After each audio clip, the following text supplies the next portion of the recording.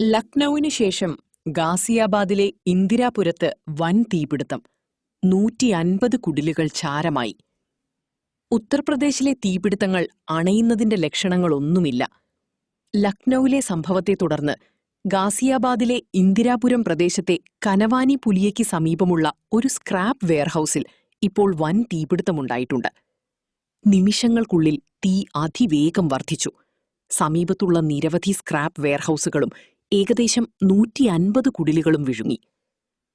സംഭവത്തെക്കുറിച്ചുള്ള report ലഭിച്ചയുടനെ 10-ലധികം അഗ്നിശമന സേന സ്ഥലത്തെത്തി. തുടർന്ന് തീയുടെ തീവ്രത കണക്കിലെടുത്ത് ഏകദേശം 18 അഗ്നിശമന സേനാംഗങ്ങളെ വിന്യസിച്ചു. അയൽ ജില്ലകളിൽ നിന്ന് അധിക യൂണിറ്റുകൾ വിളിച്ചു. തീ നിയന്ത്രണ വിധേയമാക്കാൻ അഗ്നിശമന സേന നിരന്തരമായ ശ്രമങ്ങൾ നടത്തുകയാണ്. ജില്ലാ ഭരണകൂടവും സ്ഥലത്ത് പൂർണ്ണമായും സജീവമാണ്. നടന്നുകൊണ്ടിരിക്കുന്ന ദുരിതാശ്വാസ രക്ഷാപ്രവർത്തനങ്ങൾ വിലയിരുത്താൻ ജില്ലാ മജിസ്ട്രേറ്റ് DM ഉൾപ്പെടെ നിരവധി മുതിർന്ന ഉദ്യോഗസ്ഥർ സ്ഥലത്തെത്തി. സ്ഥിതിഗതികൾ നിയന്ത്രണ വിധേയമാക്കാൻ അഗ്നിശമന സേനയുമായി ഏകോപിപ്പിച്ച് പ്രാദേശിക പോലീസ് സേനയും പ്രവർത്തിക്കുന്നു. പ്രാഥമിക റിപ്പോർട്ടുകൾ പ്രകാരം ഈ ദുരന്തത്തെ തുടർന്ന് നിരവധി കുട്ടികളെ കാണാതായേക്കാമെന്ന ആശങ്കയുണ്ട്.